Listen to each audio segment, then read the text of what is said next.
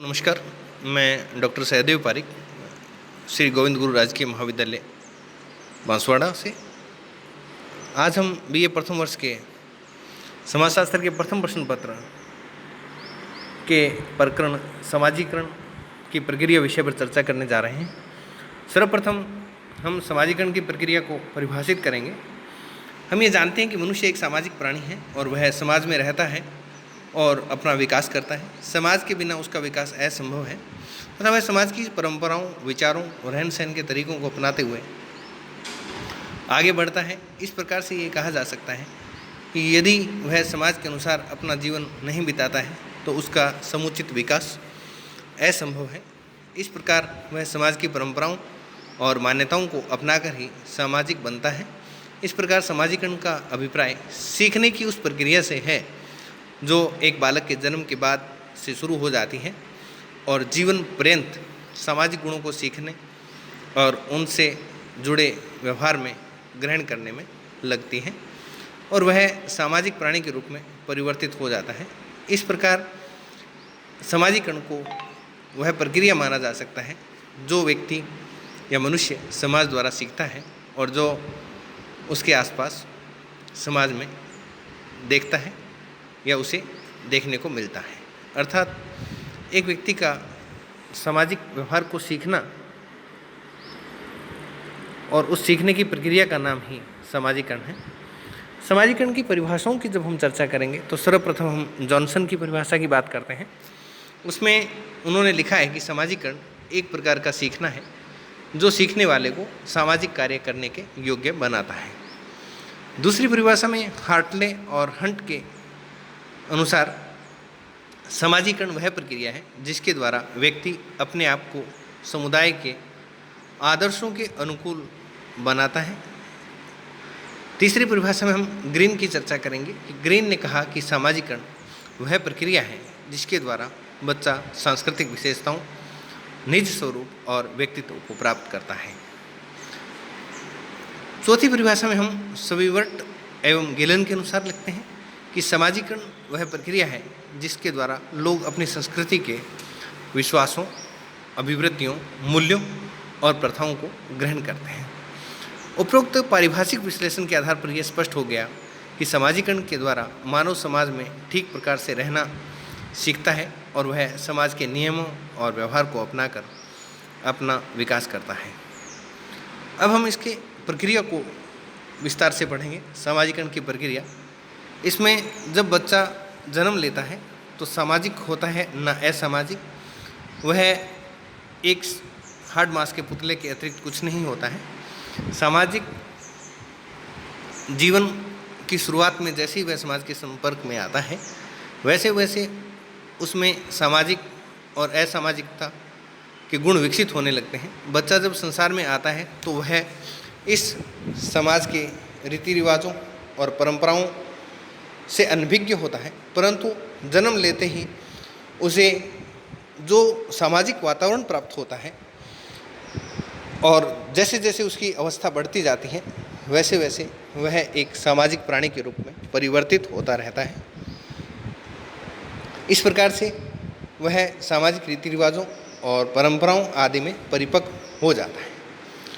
अब हम पढ़ेंगे समाजीकरण की अवधारणाओं के विषय में। कंसेप्ट ऑफ सोशलाइजेशन को और अधिक विस्तार से समाजीकरण की प्रक्रिया को यदि हमें समझना है तो इसकी अवधारणा को समझना बहुत आवश्यक है। तो समाजीकरण एक ऐसी प्रक्रिया है जो व्यक्ति को सामाजिक प्राणी बनाती है। इसके अभाव में व्यक्ति सामाजिक प्राणी नहीं बन सकता है और समाज में रहकर ही यह अपना विकास कर सकता है। इन सभी के परिणाम स्वरूप सामाजिक व्यक्तित्व का विकास होता है। सामाजिक प्राणी बनने की प्रक्रिया ही समाजीकरण कहलाती है और जिन पद्धतियों या तौर तरीकों के द्वारा बालक का समाजीकरण होता है उसे हम समाजीकरण की प्रक्रियाएं कह करके संबोधित करते हैं। ये दो प्रकार की होती हैं जिसमें समाजीकरण की प्रथम या प्राथमिक प्रक्रियाएं और दूसरा है समाजीकरण की गौण प्रक्रियाएं। तो प्राथमिक प्रक्रियाओं के अंतर्गत हम निम्न तत्वों को शामिल कर सकते हैं जिसमें से सुझाव, बच्चा परिवार के लोगों से जो ज्ञान प्राप्त करता है और वह परिवार के लोगों का सामाजिक व्यवहार देखते हुए ही और उन सुझावों के माध्यम से सीखता है, जो घर के सदस्य, माता पिता बच्चों को कुछ नियमों, रीति रिवाजों, मान्यताओं और परंपराओं को अपनाने के सुझाव देते हैं और बालक उन सामाजिक नियमों, प्रथाओं, विचारों को ग्रहण करता है और उस प्रकार से वह समाज का एक सक्रिय सदस्य बन जाता है। दूसरा हमारा यहाँ है पालन पोषण की विधियाँ। जब बच्चा जन्म लेता है तो वह असहाय होता है। अपनी समस्त शारीरिक और मानसिक क्रियाओं के लिए वह माता पिता पर ही आधारित होता है और माता पिता ही में से माता की भूमिका अत्यधिक महत्वपूर्ण होती है, जो उसका पालन पोषण करती है। इन पालन पोषण के तरीकों से बालक के समाजीकरण में महत्वपूर्ण बदलाव दिखाई देते हैं और यह देखा गया है कि बालक का जिस प्रकार का पालन पोषण रहा है, उसी प्रवृत्ति का उसका समाजीकरण भी हमें दिखाई देता है। तीसरा बिंदु इसमें आता है अनुकरण। जब एक बच्चा छोटा होता है तो वह अपने आसपास जो कुछ भी देखता है तो उसे वह अनुसरण करने का प्रयास करता है। अनुसरण या अनुकरण समाजीकरण की एक प्रमुख सीढ़ी माना जाता है। जैसे जैसे बालक बड़ा होता है उसमें अपने आसपास के लोगों के संपर्क का विस्तार होता है और उन्हीं के व्यवहार का अनुकरण या अनुसरण करके वह समाजीकरण करता है। समाजीकरण की प्राथमिक प्रक्रियाओं में अनुकरण को अत्यधिक महत्वपूर्ण माना जाता है। दूसरी प्रक्रिया जो है वो है गौण प्रक्रिया। तो गौण प्रक्रियाओं में पहली प्रक्रिया है प्रतियोगिता। प्रतियोगिता का अर्थ है दो या दो से अधिक व्यक्तियों के बीच किसी वस्तु को प्राप्त करने का जो प्रयास किया जाता है उसे हम प्रतियोगिता कहते हैं और प्रतियोगिता समाजीकरण को बढ़ावा देती है। हर व्यक्ति समाज में अपना मान, सम्मान और आदर चाहता है और इस कारण से वह सामाजिक व्यवहार को सीखने में लगा रहता है और सर्वश्रेष्ठ व्यवहार को सीखना व्यक्ति को प्रतियोगिता में बनाए रखता है और इसको प्राप्त करने के लिए ही एक व्यक्ति प्रतियोगिता में भाग लेता है। दूसरा है सहयोग। समाजीकरण की प्रक्रिया में गौण प्रक्रियाओं में सहयोग को महत्वपूर्ण माना जाता है और सहयोग का अर्थ है मिलकर एक लक्ष्य के लिए काम करना। बालक छोटी आयु में ही सहयोग करना सीख जाते हैं। अपने खेल के दौरान और अपने परिवारजनों के प्रति सहयोग और आगे चल कर के अपने सहपाठियों और दोस्तों के साथ सहयोग देना और लेना, ये सारी प्रक्रियाएं व्यक्ति को सामाजिक प्राणी के रूप में बदल देती हैं। तीसरा बिंदु इसमें संघर्ष।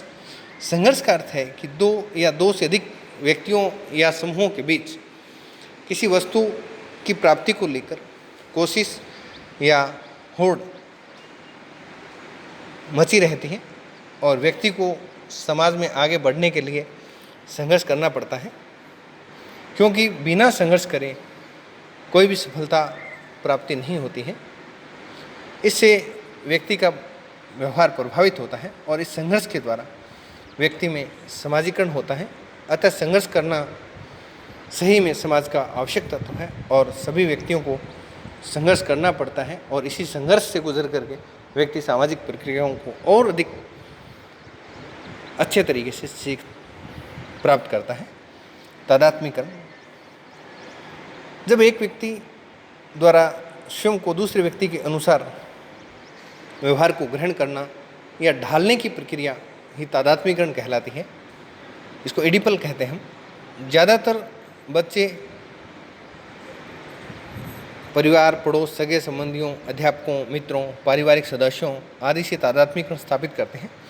अतः तादात्म्यकरण से भी बच्चे के समाजीकरण की प्रक्रिया को बल मिलता है और बच्चे का समाजीकरण और अधिक सुदृढ़ होता है। इसमें समाजीकरण की प्रक्रियाओं में चाहे प्राथमिक प्रक्रिया की बात करें, चाहे द्वैतिक या गौण प्रक्रियाओं की बात करें, दोनों ही अपने अपने स्थान पर समाजीकरण की प्रक्रियाओं में काफ़ी महत्वपूर्ण है, जो एक बच्चे का सामाजिक विकास भली भांति ढंग से कर सकती हैं और व्यक्ति को एक सामाजिक प्राणी के रूप में मान्यता प्रदान करती हैं। धन्यवाद।